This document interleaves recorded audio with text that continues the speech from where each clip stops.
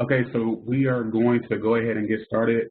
It's about 5 after, and we want to make sure we respect your time. So let's jump right into it. So good afternoon. My name is Ron Blasingame, and I work in the Office of Student Financial Assistance at Miami University. On behalf of the office, it is my pleasure to speak with you today and offer my congratulations on your admission. The goal of today's webinar is to discuss the various options available for financing a Miami education, as well as highlight steps you can take if you might be experiencing a financial hardship. During the webinar, you may type in any questions that you may have. If it relates directly to the information I'm covering or provides additional clarification, I will answer the question before moving on to the next slide. However, for more general questions, I will respond at the end of the presentation. So let's get started.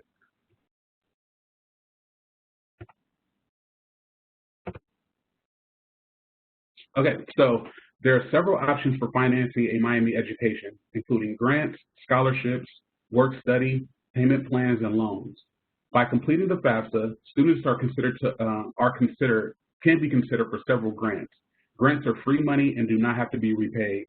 Merit scholarships are renewable for 8 semesters, which translates to 4 years, as long as the appropriate GPA and enrollment status are met each semester. Typically, a 3.0 GPA must be maintained, and typically a student has to be registered for 12 credit hours or more, which is a full-time status. Work study can help students finance their education through on-campus employment. On-campus employment is an excellent way to help with out-of-pocket expenses. Students who obtain a job are paid biweekly, with our pay range ranging from minimum wage at $8.55 to $12.10 per hour. Pay rates vary based on the types of duties to be performed. To find a job, students should visit our student employment page. Students can typically begin applying for positions after they know what their class schedule will be by visiting miamioh.edu/student-employment. Finally, we have 2 interest-free payment plans available. Our payment plans will be finalized soon, and students will receive a communication from us about those plans. We have a 4-pay payment plan, which is interest-free, and there's a $40 enrollment fee, with the first payment due in July and the last payment is due in October.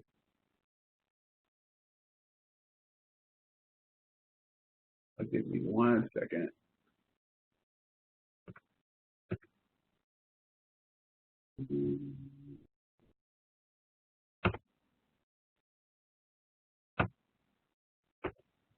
I apologize. I'm getting a notification that the slide didn't switch. 1 second. My apologies.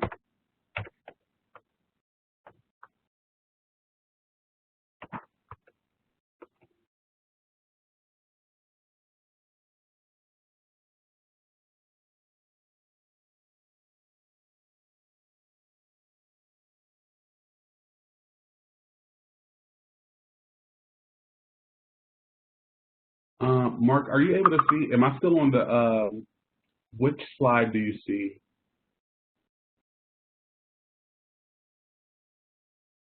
I just advanced it to the second one, but I'm not sure if it advanced for everyone else. Can someone put that in the chat for us to see if it advanced for you all as well? Right now, it should be on the what are the options for funding a Miami education? Yes, that's what we see. Okay, perfect. Thank you. Okay, so to continue, okay, again, we have 2 interest-free payment plans available. So again, we have our 4-pay payment plan, which is interest-free. There's a $40 enrollment fee, and the first payment is due in July, and the last is due in October for the fall semester. There's also a 3-pay payment plan option, which is again interest-free with a $45 enrollment fee. The first payment is due in August, and the last is due in October for the fall semester. A payment plan must be set up for fall and spring semester. So again, the payment plan will not roll over. If you need a payment plan for the spring semester, you will have to contact us again to set up that spring semester payment plan. And then if you have more questions about the payment plan, you can find out additional information on miamioh.edu/payment plan.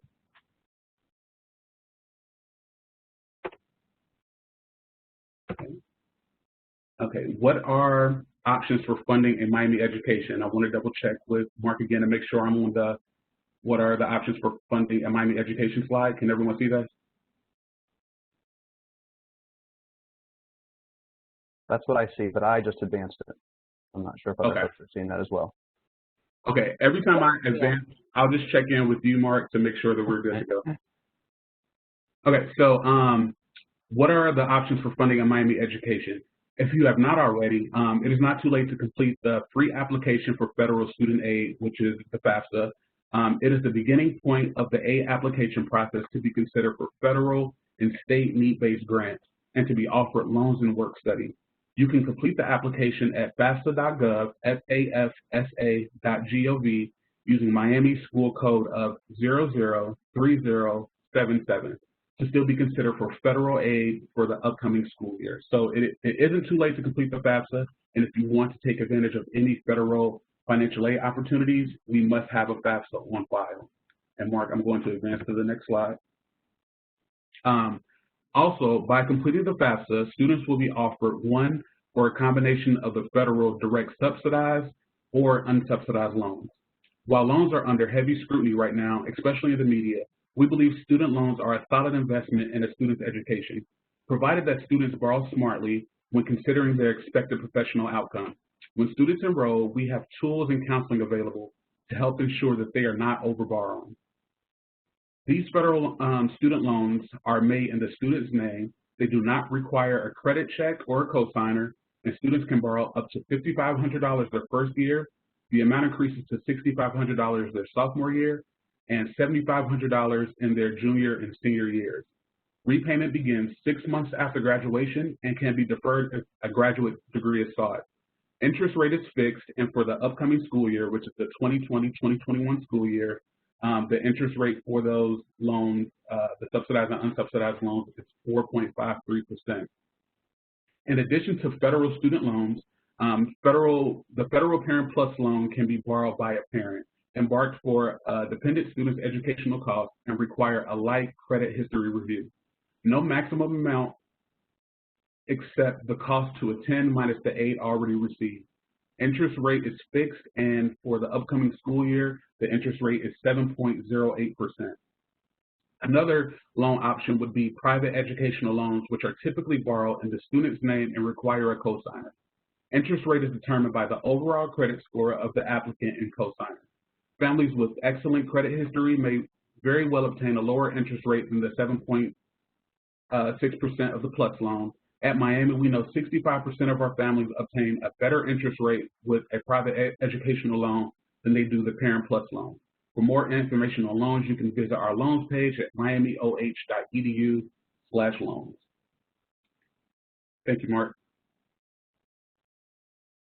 A common question that we get is how do you accept your scholarships and grants?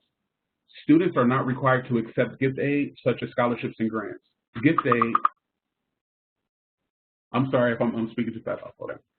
Gift aid, which are scholarships and grants, are automatically accepted and do not need to be accepted by the student. The status should show as accepted for all scholarships and grants. Because it is gift aid, we assume that the student would want that. Self-help aid, such as federal student loans, do need to be accepted by the student, and the status will remain as offered until the student accepts the loan. Teach grants must be accepted because by accepting the grant, students are committing to teach for at least 4 years after they graduate. More information on the Teach grant can be found by visiting miamioh.edu/grants. Federal student loans and Teach grants must be accepted via My Miami on the Welcome tab or My Bill and Aid tab.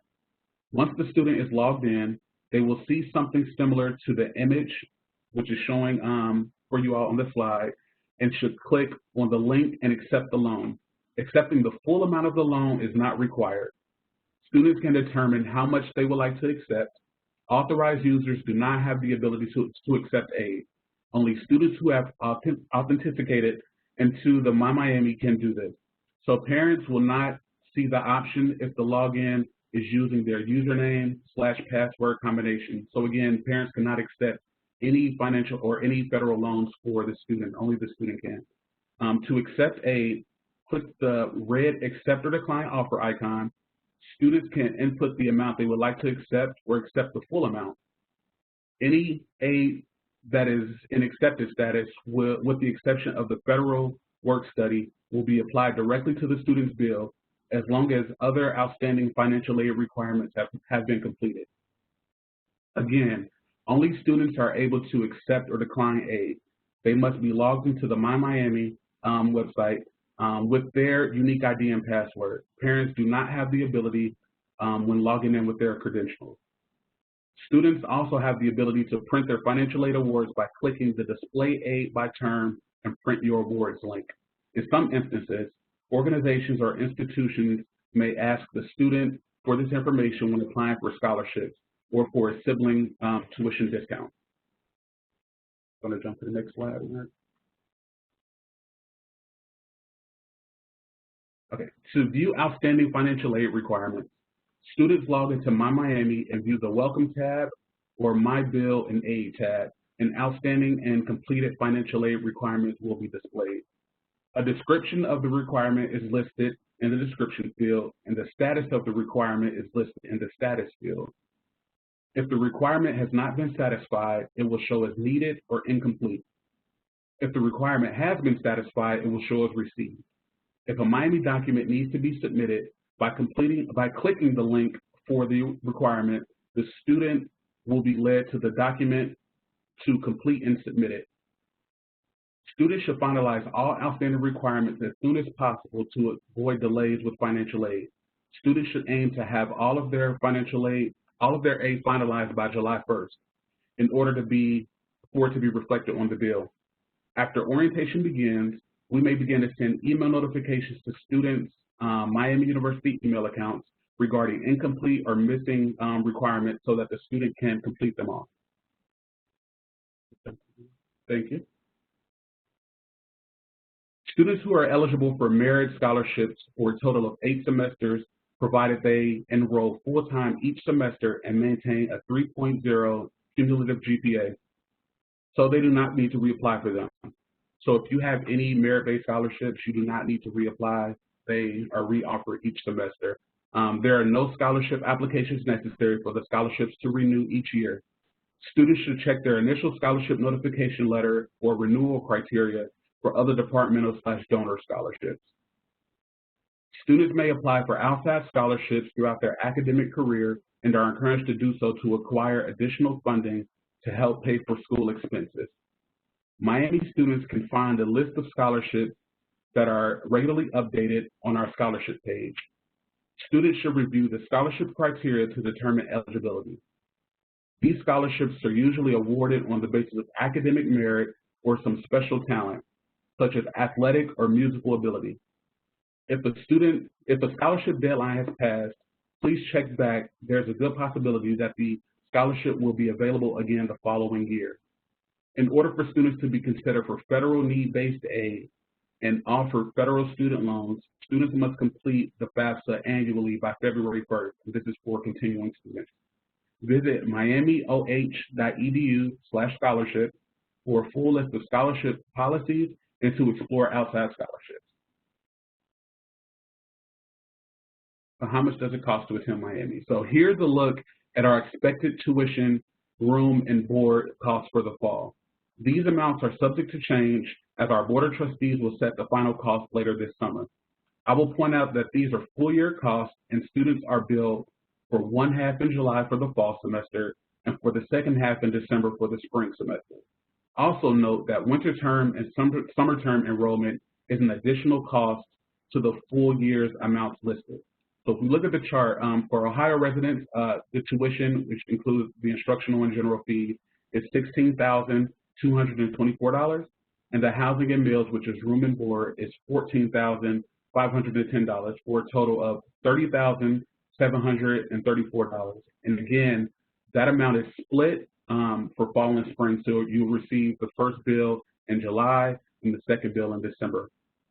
For non-Ohio residents, tuition is $36,650, and then housing and meals is $14,510 for a grand total of $51,160. So how and when will I receive the tuition bill? So another common question we receive is, how do you receive the bill? Students receive an email to their Miami email account advising them that the bill is available to view online. Fall semester bill notifications are typically sent again in mid-July and are due in August. Spring semester bill notifications are typically sent in mid-December and are due in January. Viewing the bill online, students can view any aid that has been finalized and apply to the bill for the semester. All semester changes and the current balance that is due or expected refunds.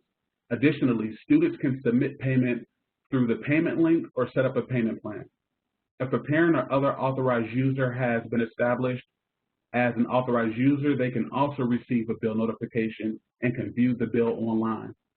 Students are responsible for paying their total balance by the due date. Late payments are subject to a late fee and class cancellation.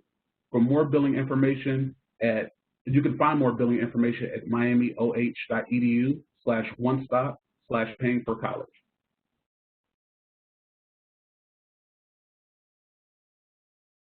Parents and students often wonder how they can use their aid to help with out-of-pocket expenses like books and computers. Financial aid is dispersed/applied directly to the student's bill 10 days before the beginning of each semester, as long as all financial aid requirements are complete. So if you have all your financial aid requirements are completed, verification is completed, your financial aid will pay 10 days before the start of the semester. Students with a credit will see it appear on their account statement and that will be indicated, the amount will be in parentheses, and the refunding process will begin within 14 days after the aid is dispersed. Upon completion of the refund processing, your refund will be deposited directly into your bank account at any bank in the United States in 3 to 4 days, in comparison to refunds issued by check, which are usually sent within 7 to 10 business days. So it's always advantageous for students to sign up for Red Hawk refunds or direct deposit, so that if they do have an overage or a refund, that money can be sent via direct deposit instead of you having to wait for a paper check. Our apologies. Okay, so if your family's income has changed since completing the FAFSA, we often hear that financial circumstances have changed since completing the FAFSA, or now especially with the very difficult times that we are facing. So to address this, Miami has an appeal process for recalculating a student's eligibility for federal need-based aid. We know the FAFSA is based on income that is now 2 years old, and things do change. If you have any circumstances like those listed on the slide, so you can see the 4 circumstances listed on the slide, change in employment status, change in marital status, job or income loss as a result of the COVID pandemic, we highly encourage you to report this to our office. Our appeal process allows us to use your current financial circumstances to recalculate federal need-based eligibility. Once we are notified of your circumstances, a counselor will perform an estimate based on your current financial circumstances to determine how federal need-based aid eligibility may change. Once results are available, a financial aid counselor will determine what additional forms and/or documentation are necessary. So if there has been any type of change in your financial situation since 2018, we highly encourage you to reach out to our office to let us know of those changes to see if you would qualify for a special circumstance. Perfect. Okay, so before we go, I would like to highlight contact information for the One Stop and the Student Success Center. And just to explain briefly what each does. The One Stop provides essential information, answers questions, counsels, and provides problem resolution for students, parents, and families in the areas of registration, enrollment, financial aid, student records, billing, and payment. The Student Success Center focuses on advocacy, problem solving, and retention. With the goal of increasing student persistence to graduation, the staff helps students untangle and resolve complex problems and provides assistance with navigating university policies and procedures. If you encounter questions or concerns related to financial aid, please be sure to contact the One Stop for additional assistance. This concludes the Financing Your Future webinar. Right now, I would like to move forward with answering some of the questions that you all have sent us throughout the presentation. Thank you all for joining us, and we look forward to seeing your students here in August. Have a great day, and again, we apologize for the slight hiccups. So give me 1 second. I'm going to read off some of the questions that you all had, and then give the answers to some of those general questions. 1 second.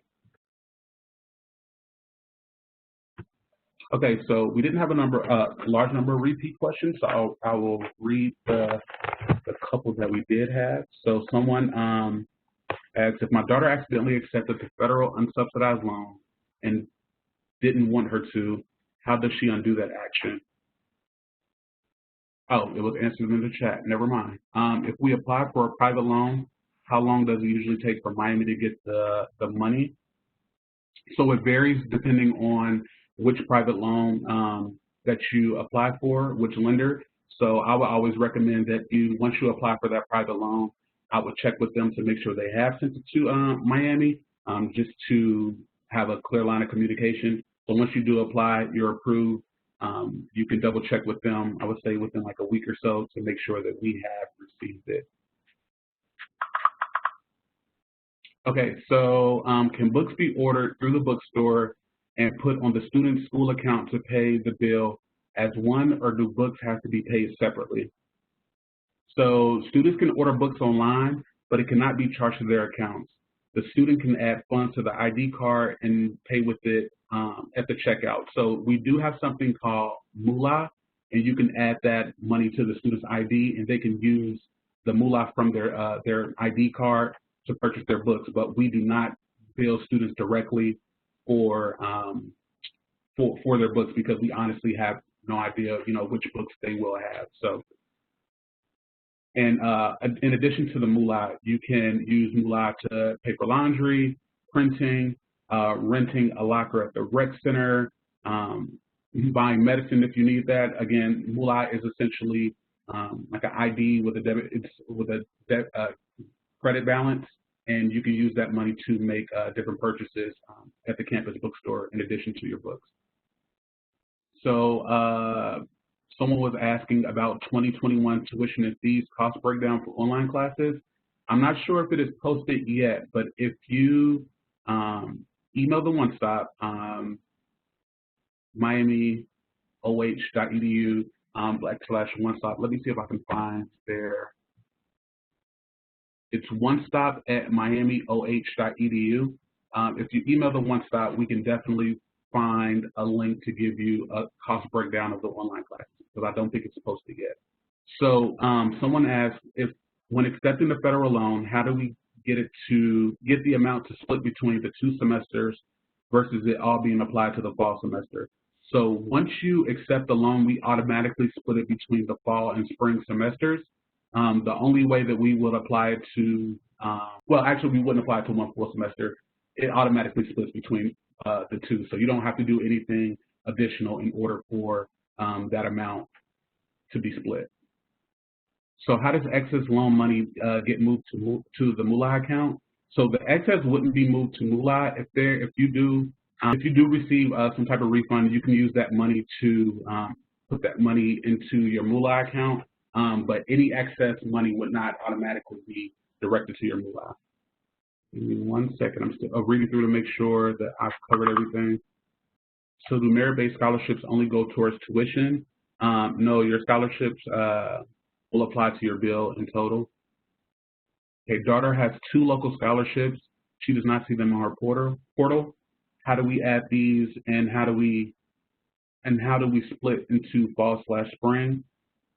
If you do not see the outside scholarships on the portal, it is because they are not awarded by Miami. Once they have been received, they will show up on the student's bill/account summary. So I would double check with the people who have offered those 2 local scholarships to just make sure that they have sent it to Miami. And once we get them, we will add them to the student's account. When will students know what books they need? They will see them updated by clicking on their course schedule. When should local scholarships be? When should we have local scholarships send the payment to Miami? We were told to wait until the bill is generated. Is this still the case? You can actually send in that scholarship payment as soon as possible, especially since the bill will be posted within like the next couple of weeks. So I would definitely see if they could send that in as soon as possible so that it can be reflected, and you can know that the scholarships have been paid to the student's account. Okay, how do you access Parent Plus loan funds for books and to get MULA?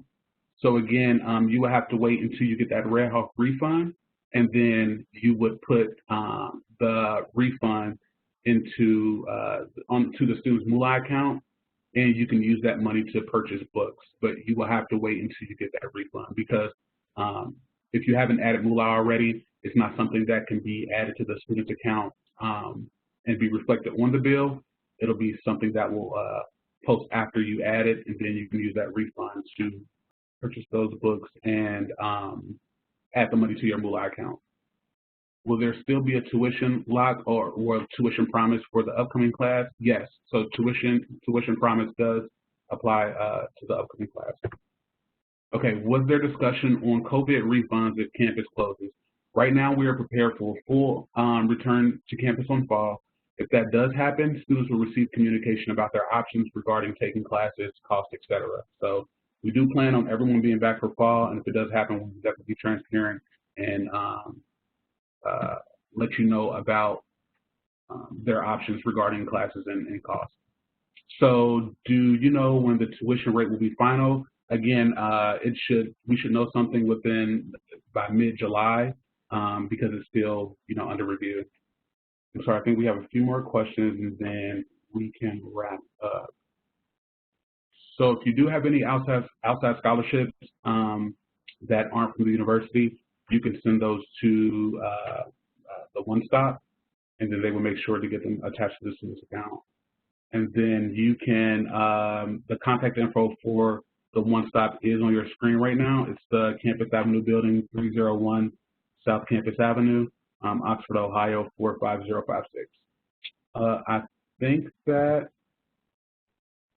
is all of the questions that you all had in the chat. Oh no, I have another one, sorry. Oh, also there's a webinar on July 22nd. It's Understanding and Paying the Tuition Bill. I'm dropping the link to that to sign up for that webinar here in the chat for everyone. Okay, perfect. So yeah, Mark will add the link to the webinar, but it is an Understanding and Paying Your Tuition Bill, and that will be July 22nd. Thank you, Mark. So the question about if registered for the 722 webinar, do we automatically receive the replay? Yes, you absolutely do. If you're signed up for any of the webinars, then you'll get the replay sent to you automatically. But I also post that in our Parent and Family Facebook group, and within a couple of days, generally post a link to the recording on the same page where you sign up. So that link that I just posted in the chat, the link to sign up then is replaced by a link to the replay we posted on YouTube. Someone had a question about the work study opportunities, so I'll go back to that slide so you can see where you can locate student employment. So yeah, if you have any questions about work study or student employment, you can visit miamioh.edu/student employment. And then all of those employment opportunities are, you can view those student employment opportunities on the student employment website. Oh, for merit scholarships, can they apply to summer classes? Or are summer classes at regular in/out-of-state tuition rates? Scholarships cannot be applied to summer because, again, scholarships are for 8 semesters, and typically students use their scholarships for the fall and spring semester, so they would be they would have used their scholarship eligibility up for the year. Summer rates may be different than fall and spring rates. They are billed per credit hour, so there may be a slight difference. Online classes, tuition should be the same as in-class. For fall and spring, yes. Winter and summer, that rate could be different. Okay, so I think that we have answered all of the questions in the chat. We just want to thank you again for taking time out of your afternoon to listen to us speak. Please contact the One Stop if you have any additional questions or concerns, and we look forward to seeing you all this fall. Thank you. Please be safe and have a great rest of your summer. Thank you.